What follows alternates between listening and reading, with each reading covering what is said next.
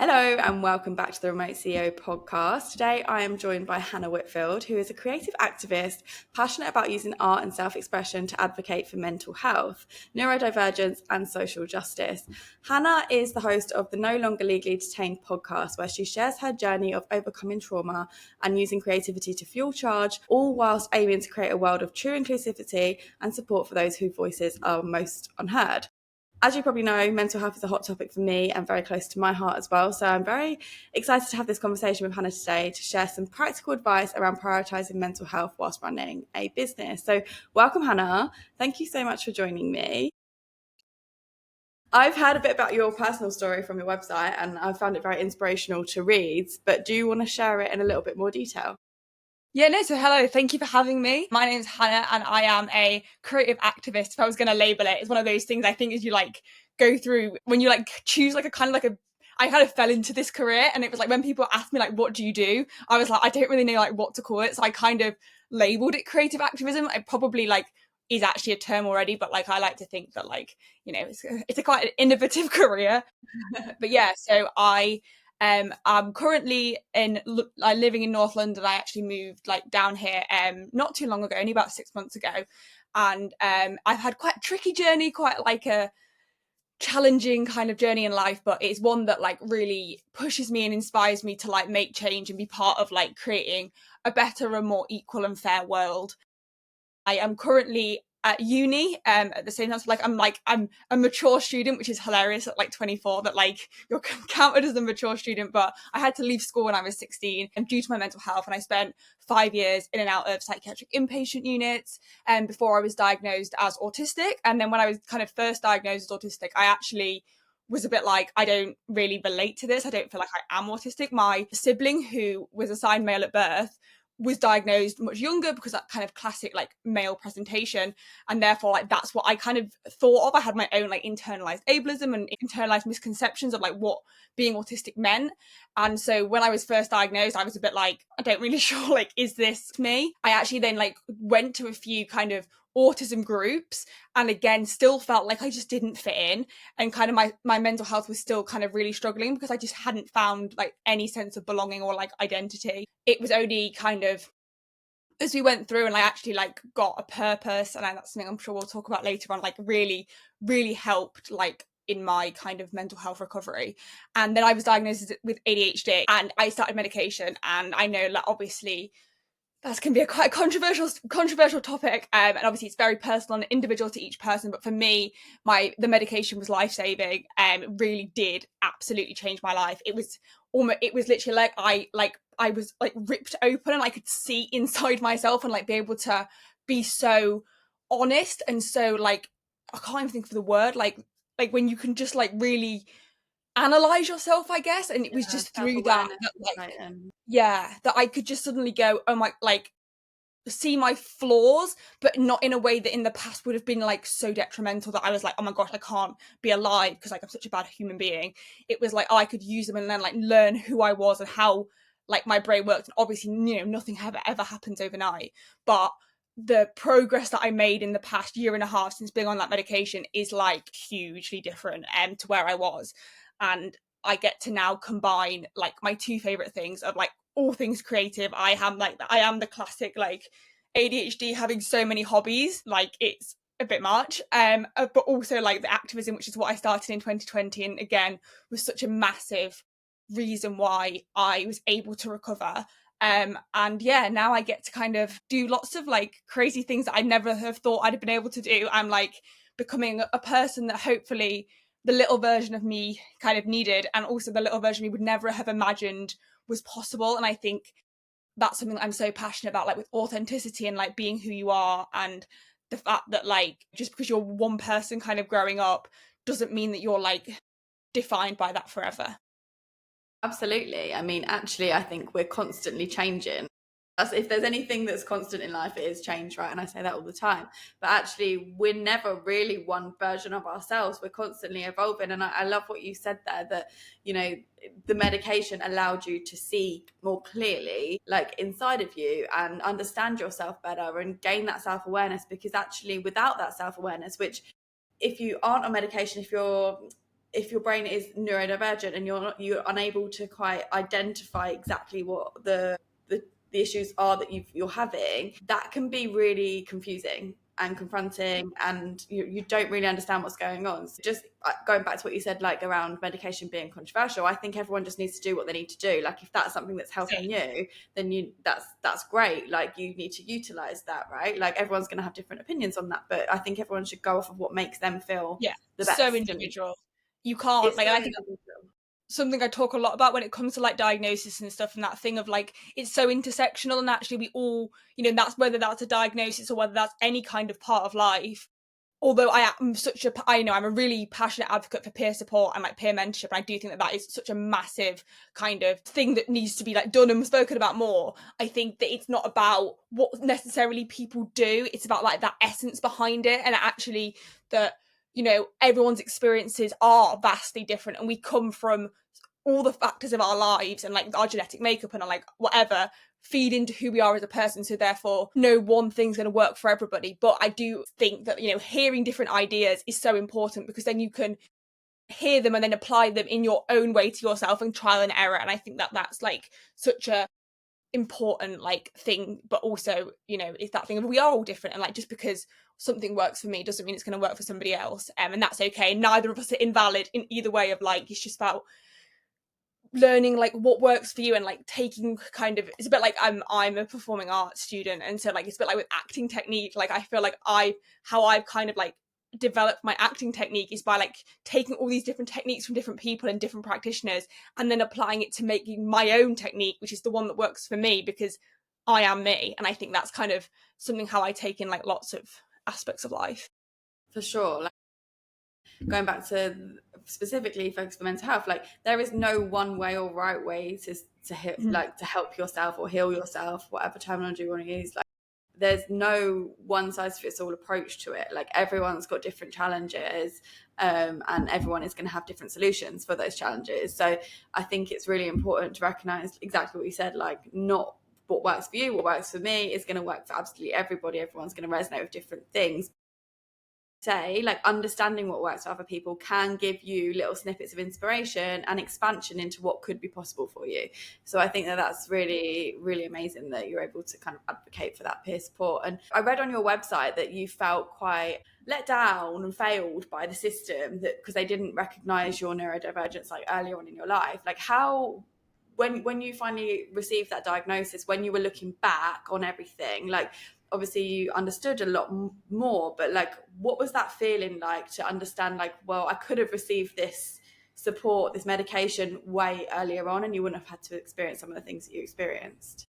I think for me, like it's really tricky, and like actually it's been interesting. Like more recently, I've been kind of more acutely aware of like, and I think like I know, having like obviously I speak to a lot of different people and who are like neurodivergent, and I think that for me, like I also experienced quite a lot of childhood trauma, and therefore I do think that that played a massive part of like kind of my journey. And like looking back, I find it really hard to like can't disentangle the two things. So therefore for me, I know that like although if I had a neurodivergent diagnosis on paper that would have made a difference, I'm not sure. Like obviously when you kind of live in like tricky circumstances, like it's tricky to know, like I don't know whether how that would have worked, if you get me. It's like it's not a very helpful answer necessarily, but I do think that kind of as I grew up and like when I got to kind of like my teenage years, like late teenage, when I kind of completely had like my kind of big breakdown, which led to my kind of 5 years in and out of hospital, I do think that like by knowing that I wasn't broken and wasn't like, you know, like those things, that I do think it would have help, because I think, you know, knowing who you are and knowing why you are the way you are is always going to be useful. And I think obviously like experiencing childhood trauma means for me that like there was going to still be those things, because unfortunately I wasn't in a very always in a very like healthy environment. But I do think that absolutely it would have made a difference. And I do think that like interestingly, kind of having worked in like schools and stuff, there can actually be such a fear of like your child, like of like giving your child like a label. And absolutely, like I do think that, you know, we don't want to be labeling willy-nilly. And I, you know, for me, I view label as, you know, a label as an explanation, as an understanding. It's not an excuse, you know, none of those things. But actually growing up, like there's one of my favorite quotes, like that says something like, your child can grow up like knowing they're autistic, or grow up thinking that they're broken, like can't do things. They still have the same struggles. The label doesn't change the struggles. It doesn't make it worse, doesn't make it better in terms of like how you present, but it does give you that understanding. And I think that knowledge is power, and if you know why, that does not mean that you do not struggle. Your autism doesn't go away or doesn't get worse, it just is. But having that knowledge of knowing why, knowing that even in the, and I like now, like there are still times when things are so hard and I'm like, why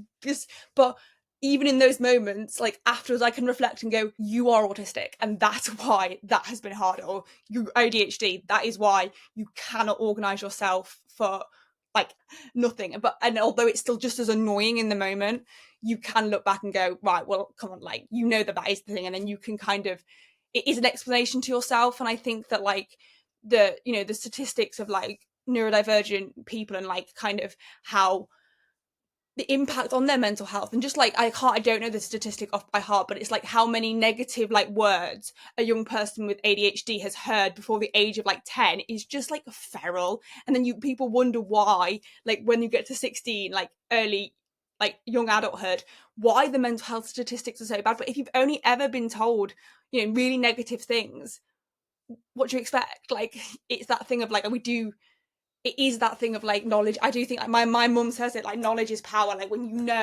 doesn't change the core fact, but it does change how you view it. Yeah, I completely agree with you. I think knowledge is absolutely power. The more that you can understand yourself, the better that you can. And like you said, you're not trying to justify the things that are happening. It's more like understand why they're happening, and then you can put your own practices and coping mechanisms in place to help alleviate. It's never going to go away completely, but alleviate some of the things, or structure your day better, or structure your week, month, whatever works for you, in a different way to work better for how your brain is operating. Yeah. And I mean, when you were younger and you were going through some of these like challenges when you were in and out of hospital, like did you think about like what career potentially you were going to go into, or was that like not even like a thought on your mind at So that time?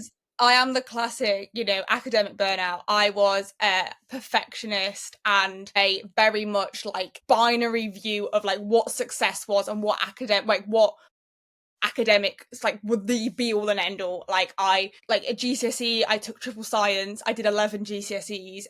My A levels that I picked, I didn't ever get them, but were biology, chemistry, maths, psychology. My goal was to do medicine or like paramedicine. That was kind of where I wanted to go. Like I was so het up on this idea of like success, and that like it's so very like academic heavy. Interestingly, I didn't do GCSE drama, I didn't do GCSE music, I didn't do GCSE art. I wasn't a creative person. I think I think this like the school that I went to, they didn't even know who I was. They definitely would never have labelled me as a creative person. I was very introverted. I was like literally didn't say anything. My mum would go to parents' evening, and this was like when you didn't always go to parents' evening. Like my school, you only started going to parents' evening like when you were in year 11, I think.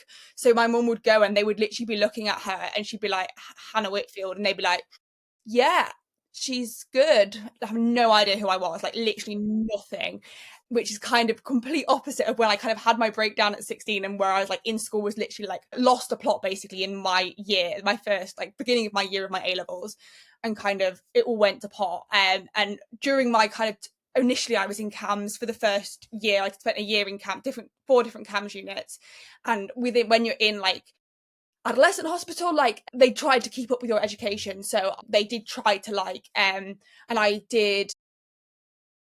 was doing a bit of A-level maths, so that it was really quite feral because I was so poorly that it wasn't really working. And when I kind of turned 18 and was moved to adult services, was like the end of would have been the end of, because I'm a summer birthday, so it would have been the end of like the school year.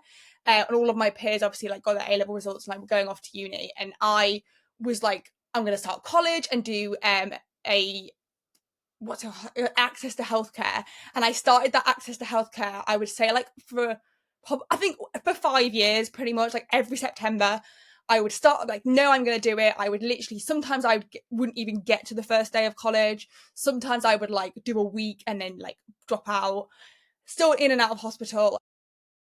I was still like, I remember I would always be Googling like how to get into medicine, like how can you get into medicine if you don't have A levels.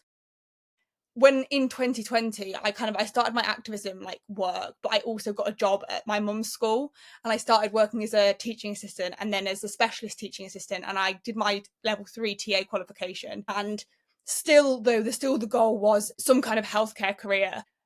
I also did love creativity and drama, and like I did a bit of panto when I was much younger, and I joined an amateur, well actually I joined a dance school, and they definitely hold like such a special place in my heart. I also joined an amateur dramatic group in musical theatre, and sadly that was actually a really, really negative experience. However, it did fuel kind of more of my activism work. And yeah, and then kind of I don't know how exactly, but I transitioned into, I applied for drama school really randomly in the summer. I sent a self-tape to a drama school. Like I didn't realize the whole drama school world. Like I was so naive to like the whole thing. But I got in, which was just like, looking back now, all the people who I was with who like, it was just kind of feral. And then I went to drama school last year and let myself into the idea that actually this is what I love. And now I'm doing a degree in inclusive performance and creativity and performing arts, and it is where my heart is. And it is actually, I'm good. I'm good at it. Like I'm quite a creative person, which I never would have labeled myself. And I love it, and I love learning, and I love every part of it. And actually, this is where my heart is set, and feel so much like better because I'm not forcing myself into something that I actually don't want to do. For sure, like that's always going to feel so much nicer for you. And it's interesting to hear that your version of success kind of went from like this academic, I have to hit all of the grades and go to university to do the medical career and like fit into like what I would say is like a kind of stereotypical version of success. And then you've shifted and been like, well, actually, this is where my passion is, and this is where I'm thriving and excelling, and this is actually what success looks like for me now. So in your world right now, like what does success look like for you? I think like when I think of success, like it's always been such a tricky thing. And I think like, as being someone who like, I also struggle with an eating disorder a lot. And I think that like, that is something that, you know, I'm always been such a perfectionist and like very much, but I would say for me now, like success, I mean, I have different like versions, but I think like the main thing I would say like is leaving the world a bit of a better place. Like I think that thing of like, I success in like it looks like me still being here. I think that that's a massive success after like what I went through. And I am someone I find it really hard to like praise myself, and like I can like find it like I kind of say it but don't necessarily always feel it. But I do think that like it's been a success that I am here, that I've actually like defied all of the odds of like what people thought that I would ever be able to achieve.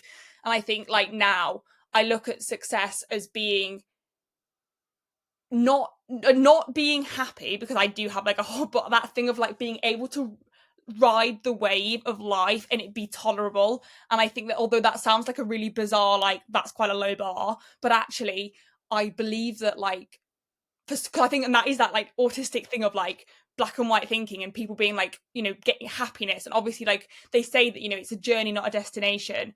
But that was kind of something that I think I definitely did like struggle with, that kind of concept. And what I've like learned is that it's always going to be up and down, and not just like up and down. It's going to have like moments of horrific, even in the good times. And actually what life is about basically being able to ride the wave. And like, I think for me, success looks like there being, through the challenges of life, there being those moments where you do go, this is all right, actually. Like they can be just such like small little moments.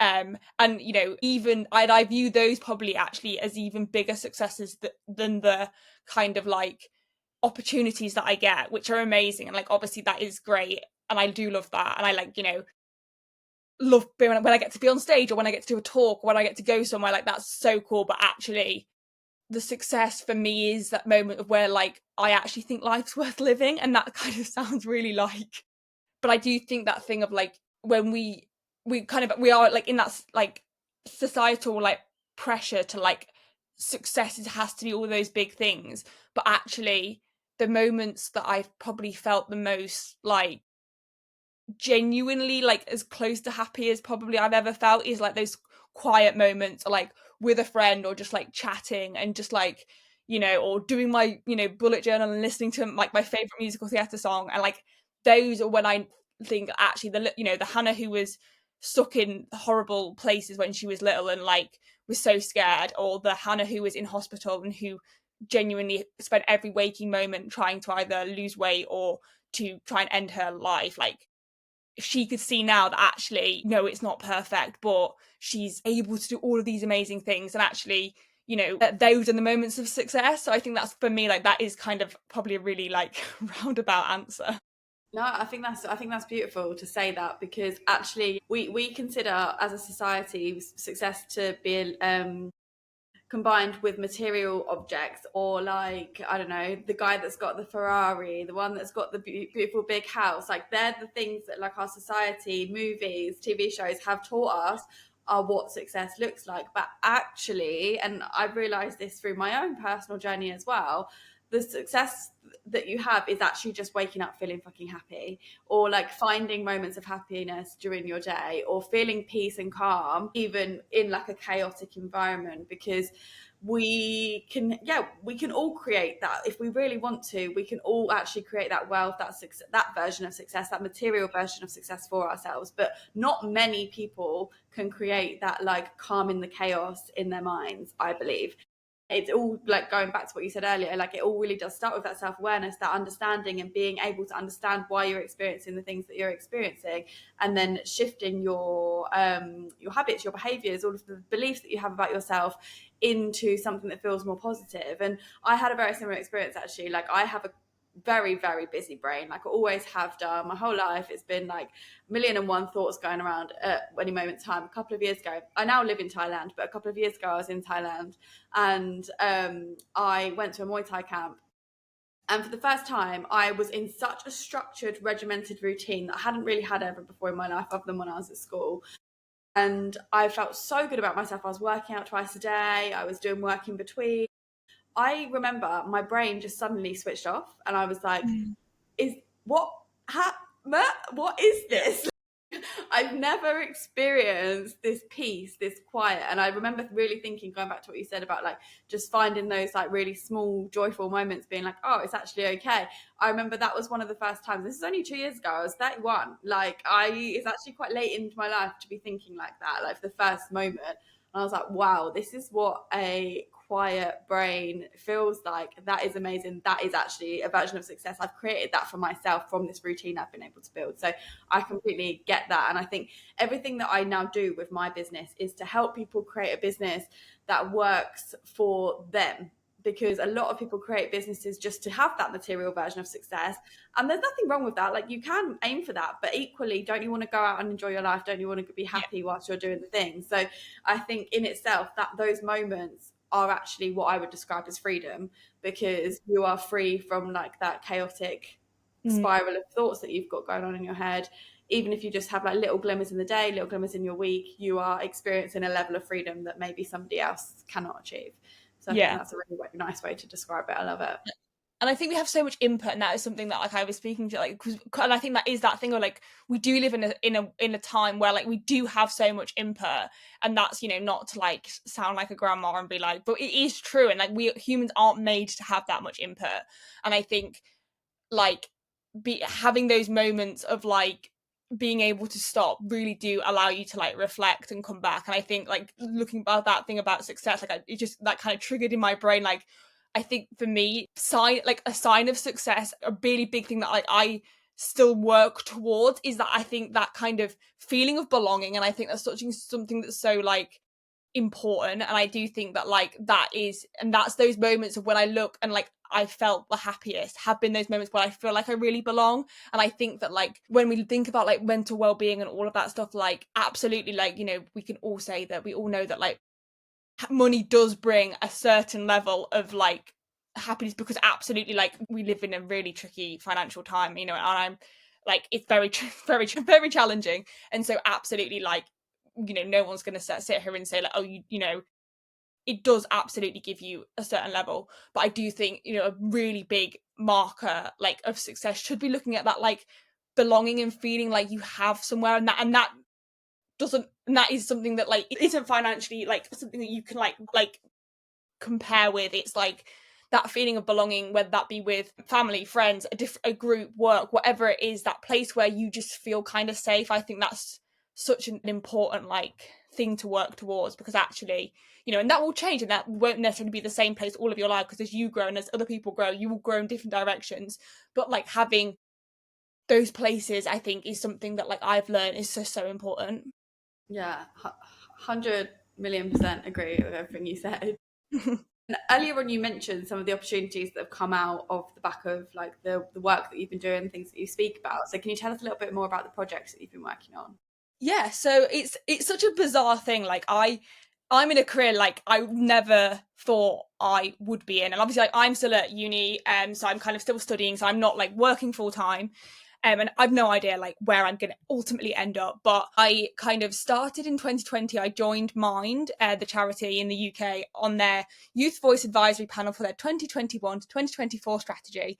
And that was the start of my activism journey, I guess. At the time, I didn't think I was an activist. I didn't think I was like an advocate for anything. Like I just was passionate. I was cross about like the mistreatment that I'd experienced, and kind of just want. Also, I got a voucher for taking part, so like what more can you want in life, like when you've got no money? And it was kind of from there that like it basically just slowly snowballed and snowballed and snowballed into like kind of where I am now. And I don't even know really where I am now. Like it's very chaotic. I do live the whole, and it's a bit overwhelming sometimes, and like at the moment I'm trying to like rein it in terms of like working out what I'm doing and where I'm doing it.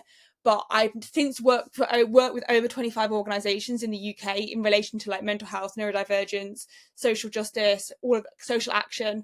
Yeah, I've had the opportunity to do so many like crazy and wild things. I am on the youth board for the Mighty Creatives, which is a charity based in Leicester, but it's actually like becoming a bit more nationwide. That was like my first time I went on a podcast, was their youth board podcast.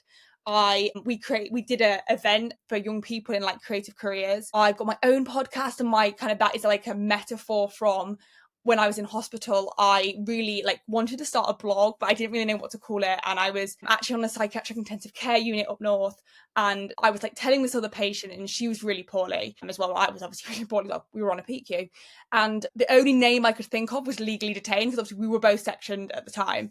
And obviously both of us in our poorly state were like, yes, that's the best name you could ever think of for anything. And that's what I went with. And it kind of has stuck. Yeah. And then when I kind of, this time last year, I really wanted to start a podcast. And I was like, you know what? No Longer Legally Detained is the metaphor of like my growth journey. And yeah, so that's kind of where that came from. I've actually got the opportunity. I'm going to the European Youth event in the summer this year with the European Youth Parliament, which is the first time that I've not been abroad for a very long time, and it's my first like time I'm taking my kind of work international. So that's really exciting. And I did as I said, I'm a performing arts student, so I created a show called The Rulebook to Society, which was a one-woman musical, and I'm now actually developing that further, and it's actually developed into two different separate musicals, that hopefully I will be able to put both of them on, and they've actually no longer just me, it's like different people as well. I've got the opportunity to do public speaking, workshops, kind of going in, training different organizations, sharing my story, and probably my favorite and the best part, the things I get to do, is kind of within the peer support mentoring space of like kind of talking to young people and, you know, supporting them on their journey. And I think that that's definitely the best part of anything I ever get to do. Yeah, supporting other people who have just gone through very similar things to you. I can imagine that's like the most rewarding part of it, right? Well, it sounds like you're very busy. You've got a lot going on. How do you manage all of those things alongside managing your own mental health at the same time? So, I mean, I don't do it perfectly, I'll be totally honest. And we're still like definitely in the stages of like discovering how we balance it and how we work. To begin with, like, and it was definitely, and I'm really glad that I did. Like, I used to say yes to absolutely everything, and I'm really, really glad I did. First of all, because I was doing nothing to begin with. So actually having a purpose was the biggest, like, first kick in my mental health journey, because, you know, that is something, you know, with the mental health system, you know, in the UK, like, with obviously there you know, we know there's problems and there's issues, you know, we'll go into that, we'll be here all day. But, you know, with one big thing of like people who are hospitalized, you get discharged and then there is nothing. Like, there is no, or there is, like, you know, weekly appointments, but there is nothing that necessarily supports you to make a life worth living. And I think that's the thing of like, I'm so passionate about purpose. And for me, I needed a purpose. So to begin with, that was all these opportunities, and I would say yes to everything and kind of was all over the place. Then I obviously was working, and then it kind of got a bit harder. I was constantly double booking myself, like it was just feral, burning myself out. And now it's interesting because I'm someone who, if I'm not doing anything, like if I don't have anything booked into my diary, it is bad. I get really, really, like, I actually become really quite poorly, which is what I've had the past couple of months, actually, because I wasn't in uni for a couple of different reasons, and I had nothing, like a big block of like time, not structured, actually really doesn't work for me. So I'm like, just for me, it's like a process of like learning who you are and just being really honest. And I know that, like, I'm not someone who can do nothing. I really can't do nothing. Like, I'm better working 7 days a week, but I also need a break. And I think that it's just like, I definitely haven't got it perfect yet, like by no stretch of the imagination.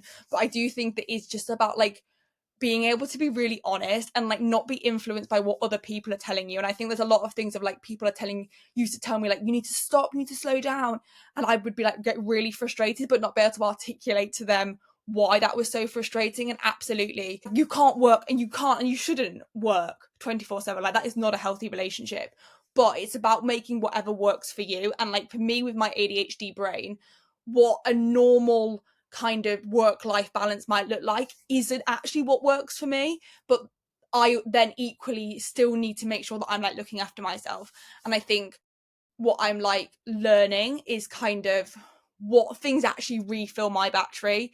And like, I still don't know all of the ways, like, and I still find it quite hard, because I think like, for me, just lying and doing nothing doesn't actually refill my battery. And it's about like finding those different things and working out that balance between like not burning out but not having nothing to do.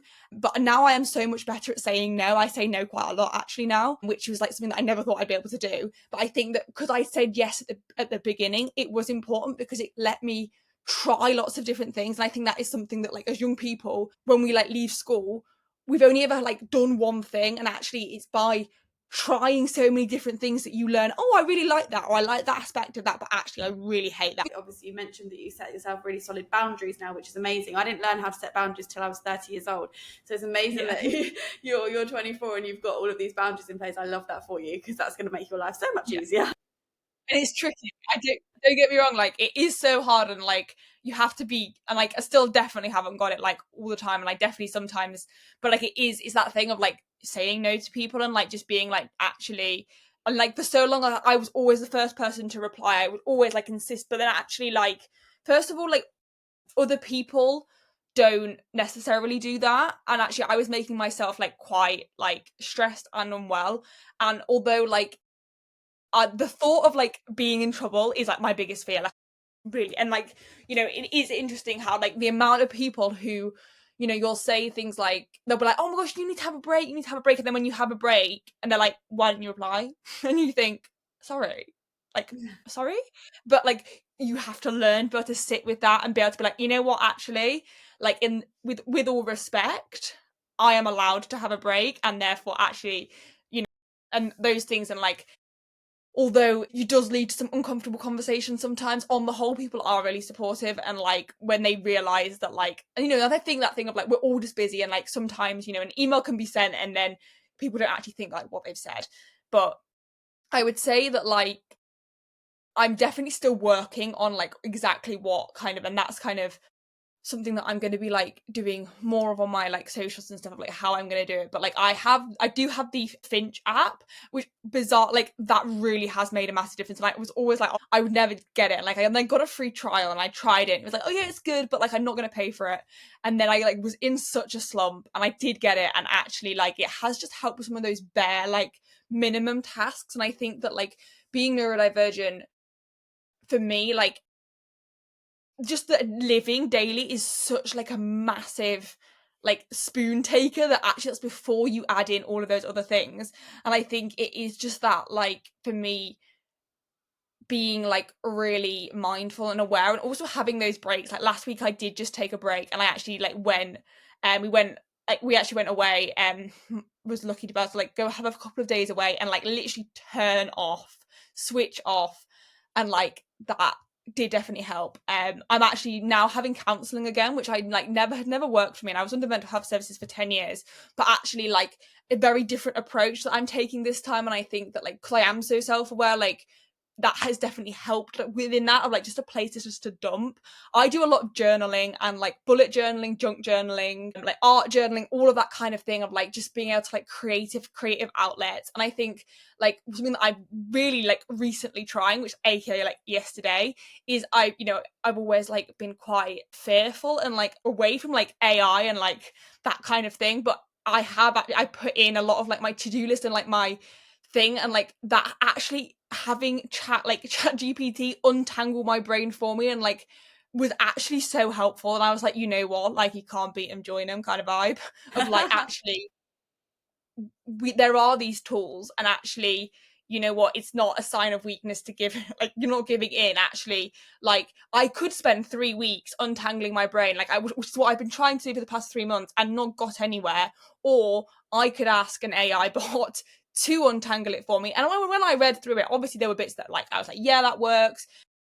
And you know, the way I'd asked it was to make like I didn't, but it actually did. Like it was like, oh, you know, this just was easier. And I think that thing of like utilizing the tools that are around you and kind of not being scared to ask for help is like the biggest kind of thing that I found. Like it's not, you know, I think from growing up in a where like that was kind of viewed not in a very positive light, and I think then experiencing really negative like things from like mental health services, you know, like even like I was like neglected and abused by mental health services and like gaslit very badly. And so then to then like I just ask for help in any kind of life can feel really scary, but actually we can't do things alone. But also actually in the same breath, you're way more capable than you think you can be. Like I never thought I'd be able to do anything, whereas actually it's amazing what you can do, and actually what really working out what actually matters. And like in the, you know, the grand scheme of things, we're all on this massive floating rock, and like although that can make you feel like really existential, actually, and for me, like sometimes that can be really helpful, because I think, you know, ultimately in life, like, is it that deep? No, it's really not that deep. And like that is my go-to phrase I have to like bring myself back to when I'm like spiraling into like a fit of like existential like depression and anxiety and crisis. I go, ultimately, is it that deep? And you know, I'm not hurting anybody else, so you know, I can, if I need to just take a moment, I can take a moment. Absolutely. I think it's really important. Like your level of self-awareness is great, because I think you really recognize like when you need to take that break and when you need to do the things that you need to do. And I think that's the starting point for everybody that goes on their own mental health journey. I think it's even more important to recognize that if you are running some kind of business, if you are doing your own thing, freelance, doing the stuff that you're doing, like juggling so many different things all at once, which most entrepreneurs do.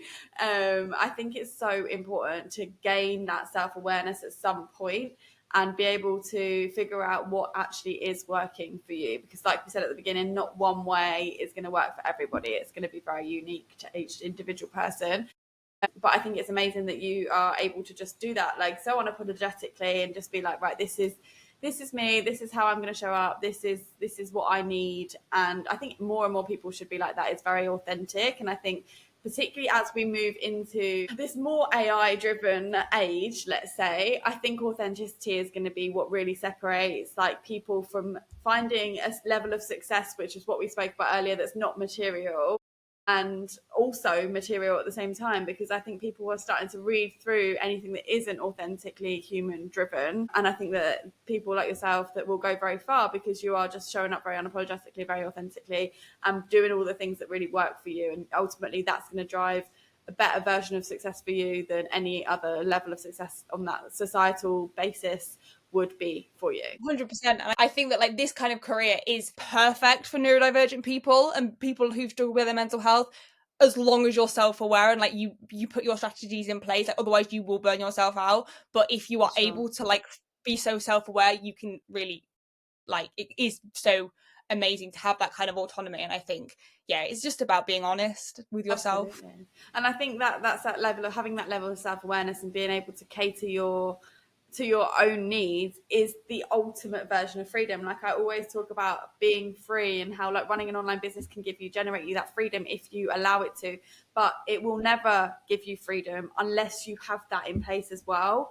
And I think that's really, really important, whatever starting point that you're on. I think that having that level of self-awareness, having that autonomy and that authenticity is really what sets you free. So kudos to you, because that's really amazing that you've like figured it out at this point in your life. And what, looking back at everything that you've done so far, like where do you see things going forward? I mean, I have no idea. Like, I think it's like I'm that person. Like, I used to have, again, like, as I said, like a very set, and like I'm kind of learning that actually a lot of the best things are unexpected. But within that, like, still working towards, like, I find it really hard to set goals that like there has to be external factors to like achieve, because I feel like that's something for me that just feels really out of control. But I think like I'm just excited to like actually start living and continue living like this kind of very, you know, this is like, I think anyone who's like survived childhood trauma and like, you know, been diagnosed like neurodivergent later on in life, like it is like the beginning of your life, and it's so exciting. And like I think now that like I never viewed myself as having a future, and I think that like to begin with the future was so scary, whereas now it's like there's endless possibilities, and like who knows where, you know, where I'm going to end up and what I'm going to do. But you know, my big thing is like I want to always like remain centered to like my goals and values and things, and like, you know, being authentic. And that is why, you know, don't want to like keep going towards, and however that looks, you know, in whatever kind of career path that takes me, it's about, you know, remaining authentic and remaining like stuck to like what I really believe in, and just like enjoying and seeing what happens, and like working hard, but also, you know, having fun and kind of just meeting new people and like having new experiences, and like getting out of my comfort zone and crying and like sitting in the rubbish and all of those things that come with like being alive. And I think that like, yes, it's really hard work life, and there are, you know, a lot of the time that like I, you know, be at night, and I think night for me is always the worst time, and I sit there and it just feels like the whole world is coming in on me, and like I just can't do it. And I know probably a lot of people can relate to that, and that thing of like, don't do anything in that time that is irreversible, and actually go to sleep, because in the morning it does all just feel that little bit lighter, and actually you'll be so glad you woken up in the morning and like you've still got, you know, a whole day in front of you. And like in those moments when it's really, really, really hard, it might just be minute by minute, but you know, second by second. And I definitely have those times where you have to literally set it second by second, but keep going, because you just have no idea what is around the corner and like what you can, you know, achieve. And like I think is that thing of like taking opportunities, taking new experiences, but also resting and like just keeping a really open mind. And I think that's the biggest thing that like I definitely want to like expand even further, like having an open mind to like trying new things and seeing what happens. Amazing. Well, that's very good advice for anyone listening, particularly if you are neurodivergent and running a business. So I really appreciate you sharing your story. It's a very inspirational one for you to tell, and I'm really happy that you've been able to work your way through all of these experiences that you've had and be able to come out the other side of it and be like, right, well, this is me, this is how I'm going to show up now, and these are the things that I'm really passionate about, and make that into your career. So congratulations, that's super exciting for you. I'm excited to see where you go next. Tell us, if anyone wants to connect with you, how can people find you? Yep, so my social media is at Legally Detained, and so is my TikTok, and then on LinkedIn it's just my name. So yeah, that's the main places that I'm on. Amazing. Thank you so much for joining me and sharing your story with us.